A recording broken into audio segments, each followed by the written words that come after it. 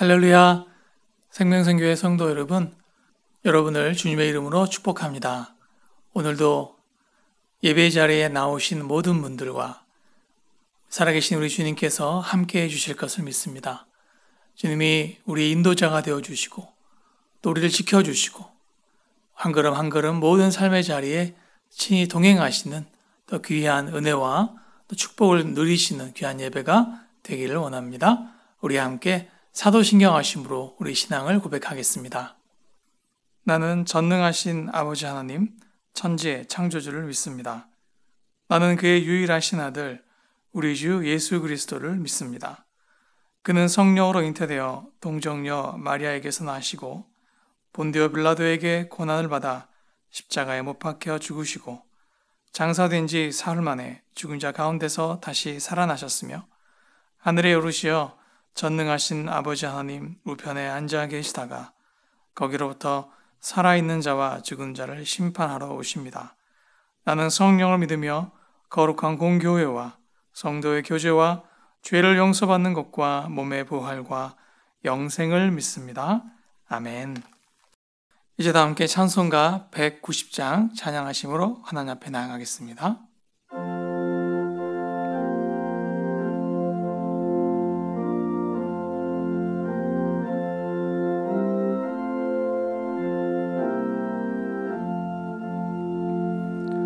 성령이여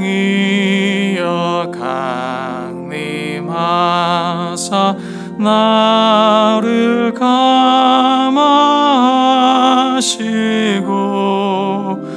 애통하며 회개하마 충만하게 하소서. 예수여 비오니 나의 기도 들으사 애통하며 회개하마 충만하게 하소서. 성령이여 강림하사 크신 권능 주소서.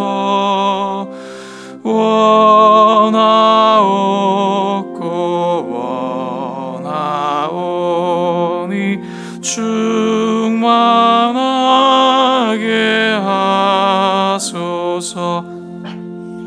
예수여 비오니 나의 기도 들으사 애통하며 회개하마 충만하게 하소서.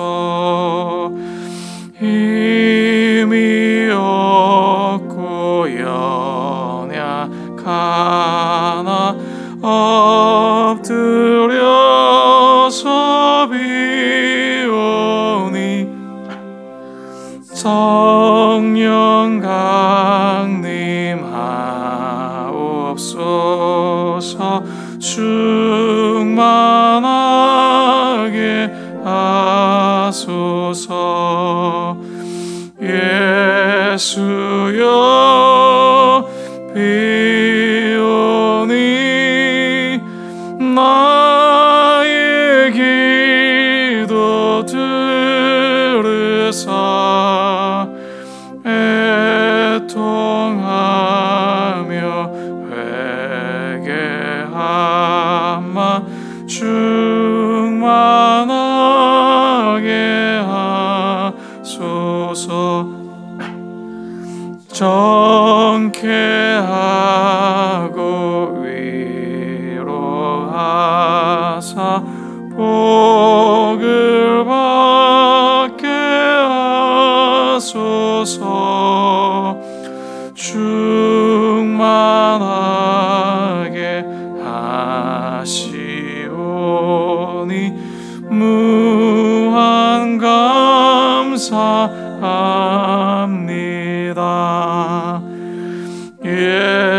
주여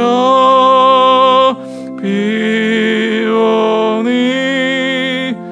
나의 기도 들으사 애통하며 회개하마 충만하게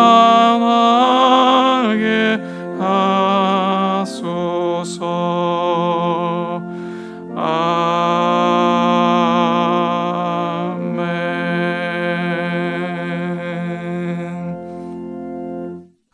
오늘 우리에게 주신 하나님의 말씀은 구약성경 에스겔 38장 17절로부터 23절 말씀입니다. 에스겔 38장 17절로부터 23절의 말씀, 제가 하나님 말씀을 받들어 읽겠습니다. 주 여호와께서 이같이 말씀하셨느니라. 내가 옛적에 내 종 이스라엘 선지자들을 통하여 말한 사람이 내가 아니냐. 그들이 그때에 여러 해 동안 예언하기를 내가 너를 이끌어다가 그들을 치게 하리라. 그날에 곡이 이스라엘 땅을 치러 오면 내 노여움이 내 얼굴에 나타나리라. 주 여호와의 말씀이니라. 내가 질투와 맹렬한 노여움으로 말하였거니와 그날에 큰 지진이 이스라엘 땅에 일어나서 바다의 고기들과 공중의 새들과 들의 짐승들과 땅에 기는 모든 벌레와 지면에 있는 모든 사람이 내 앞에서 떨 것이며 모든 산이 무너지며 절벽이 떨어지며 모든 성벽이 땅에 무너지리라. 주 여호와의 말씀이니라. 내가 내 모든 산 중에서 그를 칠 칼을 부르리니 각 사람이 칼로 그 형제를 칠 것이며 내가 또 전염병과 피로 그를 심판하며 쏟아지는 폭우와 큰 우박덩이와 불과 유황으로 그와 그 모든 무리와 그와 함께 있는 많은 백성에게 비를 내리듯 하리라. 이같이 내가 여러 나라의 눈에 내 위대함과 내 거룩함을 나타내어 나를 알게 하리니 내가 여호와인 줄을 그들이 알리라. 아멘. 기도하겠습니다. 참 좋으신 우리 주님, 오늘도 저희들의 선한 목자가 되어 주시옵소서. 목자의 음성을 사모하는 양의 마음으로 이 시간 주의 음성을 기다립니다. 우리의 살아가는 모든 삶의 자리에 목자 되신 주님의 음성을 따라갈 때 어떠한 어려움이 있다 할지라도 그 모든 것이 푸른 초장이 되고 쉴만한 물가가 되어 우리 잔이 넘치도록 부어주시는 은총과 은혜를 누리게 될 줄로 믿습니다. 이 시간 저희들의 마음을 활짝 열어주시고 살아계신 주님의 음성을 들을 때 우리의 영혼 안에 우리의 삶의 모든 자리에 주님의 능력과 권능으로 임하시는 귀한 시간 될 수 있도록 인도하시고 함께하여 주시옵소서. 예수님의 이름으로 기도드립니다. 아멘. 오늘은 에스겔 38장 말씀으로 사랑의 증거라는 제목으로 하나님 말씀의 은혜를 함께 나누겠습니다. 에스겔 38장은 39장과 함께 마지막에 있을 심판을 묘사하고 있는 장으로 이렇게 분석이 됩니다. 그 심판의 대표적인 대상은 성경에 보면 마곡이라고 하는 땅을 다스리는 곡이라고 하는 인물로 대표됩니다. 이 곡은 왕의 이름인데요. 함께 읽었던 에스겔 38장, 39장 그리고 요한계시록 20장 8절에서만 이 곡이라고 하는 사람의 이름이 나타납니다. 요한계시록에서는 사탄과의 최후의 전쟁을 묘사한 내용입니다. 그래서 오늘 본문에 이 에스겔 나타나는 곡이라는 이름 역시 사탄의 세력을 상징하는 그러한 이름으로 볼 수가 있겠습니다. 곡은 택한 백성 혹은 오늘날로 하면 그리스도인들을 대적하는 악한 영적 세력을 상징합니다. 한마디로 이 곡의 배우가 바로 사탄이기 때문에 곡 자체를 사탄으로 볼 수도 있는 것이죠. 이 38장의 초반부는 이 곡이 마음의 욕심에 이끌려서 평화롭게 살던 이스라엘 땅을 이제 침략하고자 하는 그런 장면을 보여주고 있습니다. 그들이 원하는 것은 다음과 같이 설명됩니다. 12절을 보겠습니다. 물건을 겁탈하며 노력하리라 하고 내 손을 들어서 황폐하였다가 지금 사람이 거주하는 땅과 여러 나라에서 모여서 짐승과 재물을 얻고 세상 중앙에 거주하는 백성을 치고자 할 때에 이 고개의 침략 대상이 되는 이스라엘이 굉장히 평화롭게 살고 있음을 보여주고 있습니다. 11절에 보면 말하기를 내가 평원의 고을들로 올라가리라.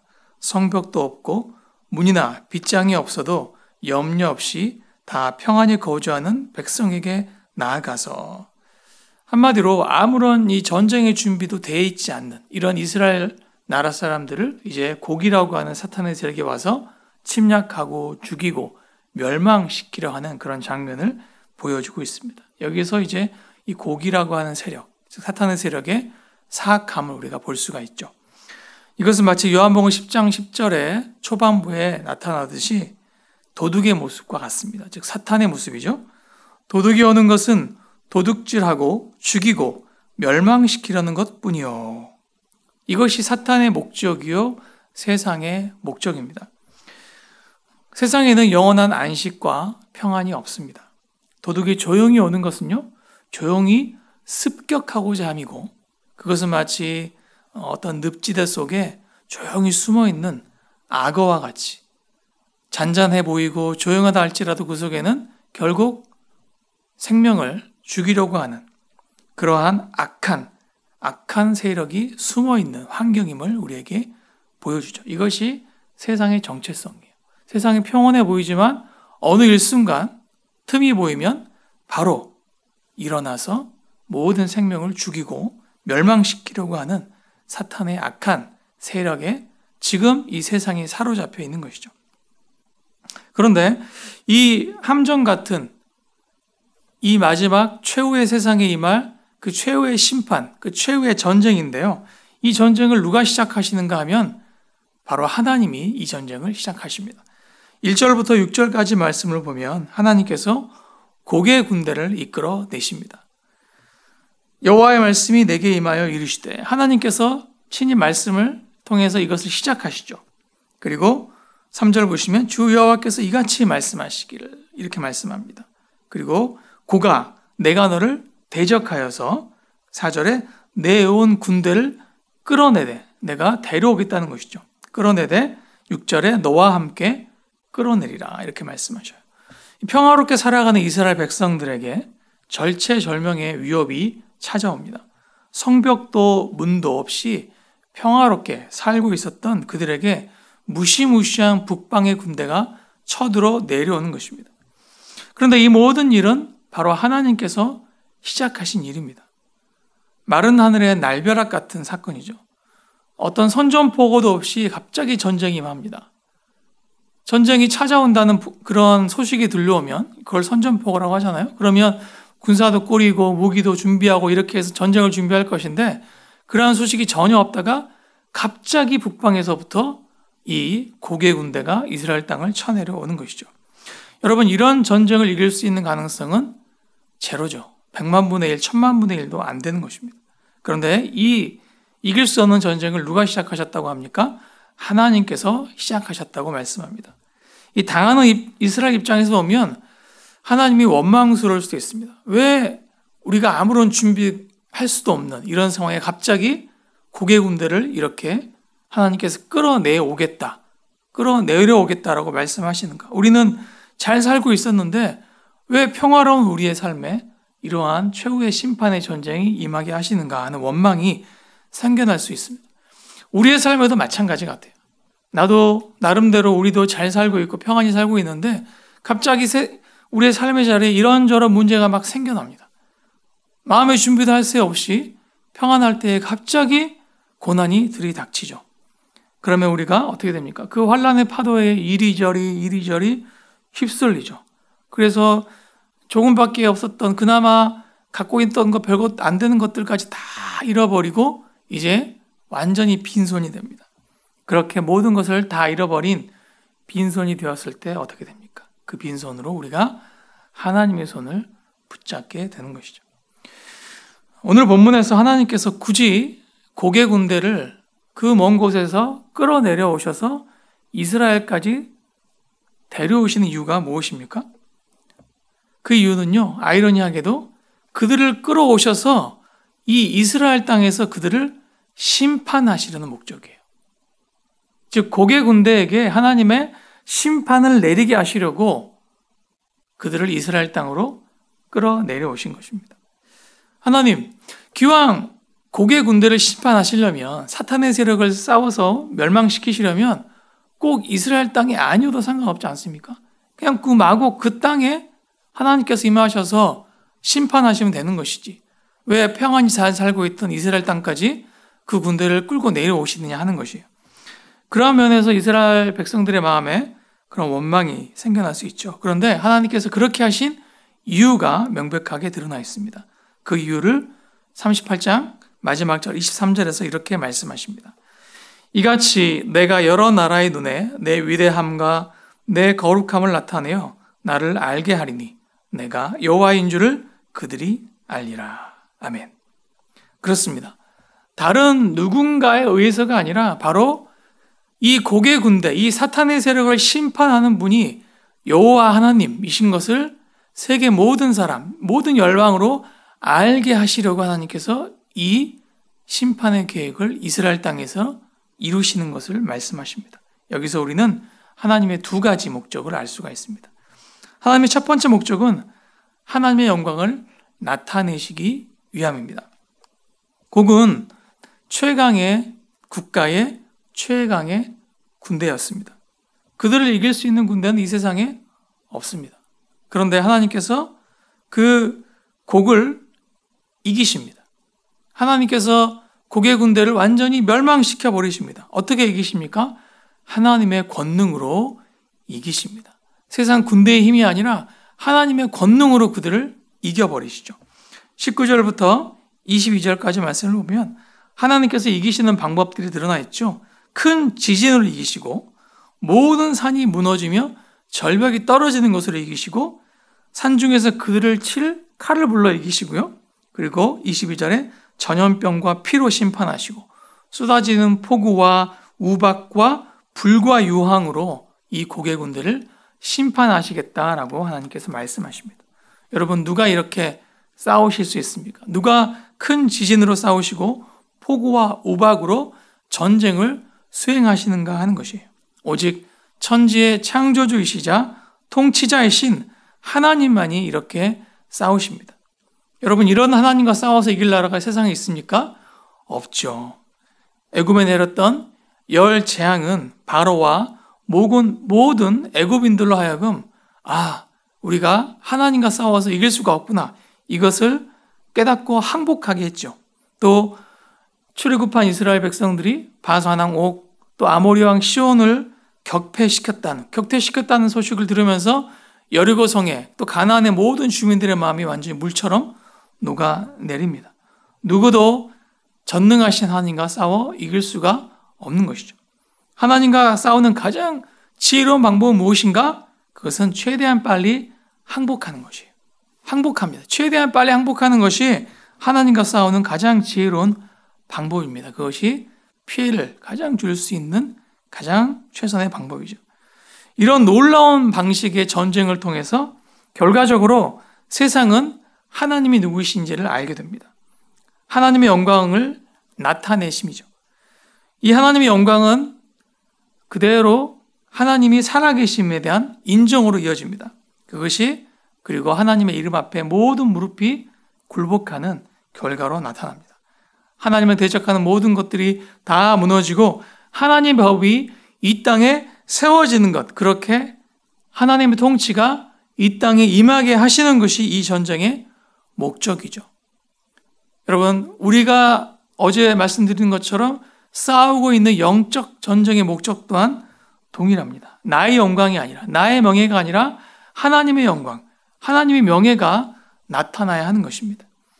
그래서 모든 이들이 그 하나님 이름 앞에 무릎을 꿇고 하나님께 영광을 돌리며 하나님 앞에 나와 그들 또한 하나님의 백성이 되게 하는 것, 이것이 하나님께서 우리에게 맡기신 구속사의 목적인 것이죠. 심판의 두 번째 목적은 바로 하나님의 사랑을 증거하는 것입니다. 여러분, 하나님은 세상 모든 곳에서 곡을 심판하시고 패배시킬 수 있었지만 굳이 이스라엘 땅으로 곡을 끌고 오셨어요. 왜 그렇게 하신 것입니까? 이것은 세상 모든 사람들에게 보여주시는 이스라엘을 향하신 하나님의 특별한 사랑의 증거가 되는 것입니다. 이스라엘을 하나님께서 귀하게 보시고 이스라엘이 하나님이 사랑하시는 하나님의 자녀인 것을 증거하시는 것입니다. 그래서 그것을 알게 하시려고 굳이 그 먼 곳에서 곡을 끌고 내려오셔서 굳이 이스라엘 땅에서 그들을 심판하시는 하나님을 우리가 여기서 볼 수가 있습니다. 이 사실은 이 곡의 심판이 마무리되는 38장과 39장이 이 최후의 심판을 그리고 있는데요. 그 심판이 마무리되는 다음 장 39장의 7절 하반부 이렇게 말씀하십니다. 내가 여호와 곧 이스라엘의 거룩한 자인 줄을 민족들이 알리라 하라. 아멘. 하나님은 스스로를 이스라엘 민족의 거룩한 자라고 그렇게 스스로 호칭하시죠. 이스라엘 민족만의 하나님이시라고 하는 선포입니다. 이거 어떻게 보면 일명 굉장히 배타적인 표현이라고 우리가 느낄 수 있잖아요. 그런데 이것이 팩트입니다. 하나님은 모두의 아버지시가 아니라 하나님의 자녀들만의 아버지셔요. 누가 하나님의 자녀입니까? 예수 그리스도를 통해 죄를 용서함 받고 이제 그 영혼에, 그 육신에, 그 삶에, 그 생명에 성령께서 함께 사시는 사람이 바로 하나님의 자녀죠. 그 하나님의 자녀들이 드리는 기도를 아버지 하나님께서 응답하시는 거예요. 그래서 하나님께서 세상 모든 사람들의 기도를 다 듣지 않으십니다. 하나님은 오직 자녀들의 기도를 들으시는 것이에요. 오늘 이스라엘 땅에 굳이 이 곡을 데리고 오셔서 심판하시는 이유가 무엇인가? 이 이스라엘 민족이 바로 내 자녀다. 오늘날로 보면 그리스도인들이 바로 나의 자녀다라는 것을 온 세상에 증명하시는 하나님의 뜻이, 그 사랑의 증거를 나타내시는 하나님의 뜻이 이곳에 있는 것입니다. 오직 예수의 이름을 통해서만 우리가 하나님의 자녀가 되고, 그래서 그 하나님의 자녀는 하나님의 특별하신 돌보심을 받죠. 여러분, 그런 하나님의 특별한 돌보심을 받는 것이 목격이 되어지고 하나님께서 그들의 기도에 응답해 주신 것이 이제 드러나고 그것을 부인할 수 없어서 인정하게 되면 어떻게 됩니까? 아, 나도 저 하나님을 믿고 싶다. 나도 저 하나님의 자녀가 되고 싶다라고 하는 마음이 사람들의 마음속에 생겨나잖아요. 이것이 구원이 점점 확장되어져 가는 하나님의 역사죠. 그래서 하나님께서 특별하게 이 곡의 군대를 이스라엘 땅까지 데려오셔서 굳이 이곳에서 심판하시는 것입니다. 하나님은 아무 준비도 되어 있지 않던, 우리가 성경에서 봤듯이 문도 없고 빗장도 없고 성벽도 없던 평안하게 살던 이스라엘 민족에게 갑자기 전쟁이 임하게 하셨어요. 그들은 싸울 무기도 없었습니다. 전술도 없었습니다. 아무것도 없었습니다. 도저히 자신의 힘으로 이 전쟁을 이길 방법이 없었어요. 그런데 그 모든 이길 방법은 누가 준비하셨습니까? 하나님이 준비하셨습니다. 하나님께서 지진과 우박과 큰 폭우와 또 전염병과 이 모든 것들을 다 준비하셔서 그 강력한 군대, 그 세상신, 사탄의 세력, 국의 군대를 이곳에 끌어오시고 여기에서 완전하게 그들을 심판하심으로 하나님의 사랑을 세계 만방에 증거하시는 것입니다. 여러분, 이것은 세상 모든 곳을 향한 하나님의 경고의 메시지예요. 이스라엘 민족은 나의 자녀다. 이스라엘 민족은 내가 목자로서 지키는 나의 양떼다. 건드리지 마라. 공격하지 마라라고 말씀하시는 것이에요. 동일하게 하나님께서 오늘 우리가 살아가는 이 삶의 자리에도 세상 가운데 하나님은 동일한 일을 행하십니다. 그리스도인들은 하나님의 자녀입니다. 그래서 하나님께서 어떻게 하십니까? 지켜주십니다. 하나님의 백성이 되고 하나님의 아들과 딸이 되었기에 하나님의 집에서 함께 살면서 하나님이 그들의 울타리가 되어주시고 우리의 울타리가 되어주시고 우리를 지켜 보호해 주시고 우리에게 필요한 것들을 하나님께서 공급하시고 채워주시는 것이에요. 이것이 하나님이 우리를 사랑하시는 증거가 되고 세상을 향한 하나님의 증거가 되는 것입니다. 여러분, 3살짜리 아이들이 싸움이 붙었다고 생각해 보세요. 그래서 막 서로 치고받고 싸우는데, 근데 그렇게 막 싸울 상황인데 한쪽 아이 뒤에 아버지가 딱 이렇게 서 있습니다. 그러면 이 아버지가 없이 싸우는 3살짜리가 볼 때는 자기 앞에 있는 그 아기를 보겠습니까? 뒤에 있는 아버지를 보겠습니까? 뒤에 있는 어른이 보이는 거죠. 그래서 어떻게 돼요? 싸울 수가 없는 거예요. 내가 싸워봤자 쟤는 아빠가 도와주면 나는 바로 지겠구나. 나는 아무것도 할 수 없겠구나. 그렇게 알게 되지 않겠습니까? 우리가 그리스도인으로서 세상 속에서 많은 고난과 어려움을 겪을 수 있습니다. 그러나 우리 뒤에 누가 계십니까? 하나님이 계셔요.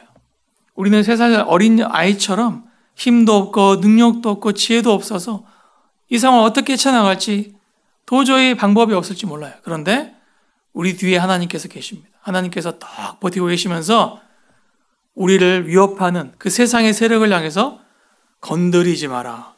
이 아이는 나의 자녀다. 내가 지키고 보호할 테니 썩 물러가라 말씀하시는 것이에요. 이것이 우리를 사랑하시는 하나님의 증거가 되는 것입니다.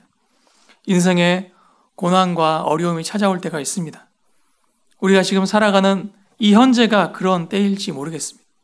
그때 우리는 어떻게 해야 됩니까? 우리 뒤에 버티고 계시는, 우리를 붙잡고 계시는 하나님을 우리가 주목하며 바라봐야 하겠습니다. 지금 우리가 겪고 있는 상황도 우리 하나님께서 다스리고 통치하고 계십니다. 이 과정을 통해 하나님은 에스겔 38장에 나타난 역사를 우리를 통해 이루어 주실 것이에요. 하나님의 영광이 나타나게 하실 것이고 우리가 하나님의 사랑받는 자녀임을 세상 속에 증거하시는 거룩한 하나님의 역사의 통로로 이루실 것입니다. 38장 23절 말씀을 다시 한번 읽겠습니다. 이같이 내가 여러 나라의 눈에 내 위대함과 내 거룩함을 나타내어 나를 알게 하리니 내가 여호와인 줄을 그들이 알리라. 아멘. 기도하겠습니다. 사랑해 주님, 인생의 거센 풍파를 만날 때 더욱 온전히 주님을 의지하게 하여 주옵소서. 모든 것을 아시는 주님께 우리의 삶을 맡겨드립니다. 오늘도 살아가는 삶의 시간을 통해 하나님의 영광을 나타내 주옵소서. 하나님께서 저희를 사랑하시는 증거를 삶의 자리마다 허락해 주옵소서. 낙심하지 않게 하시고 교만하지도 않게 하시고 겸손함과 담대함으로 오늘도 하나님의 자녀답게 당당하게 살아가는 우리 모두가 되게 하여 주옵소서. 예수님의 이름으로 기도드립니다. 아멘. 이제는 우리 주 예수 그리스도의 은혜와 하나님의 사랑과 성령의 통하심과 교제하심이 삶의 고난 속에서도 하나님의 영광을 사모하며 나를 사랑하시는 하나님을 힘입어 담대하게 오늘 이 하루를 살아갈 것을 다짐하시는 모든 주의 권속들과 이 나라 이 민족과 주의 몸된 생명생 교회 위에 이제부터 영원토록 함께 하옵시기를 간절히 축원하옵나이다. 아멘. 이 시간 말씀을 기억하시면서 또 기도 제목 참고하시면서 함께 기도하도록 하겠습니다.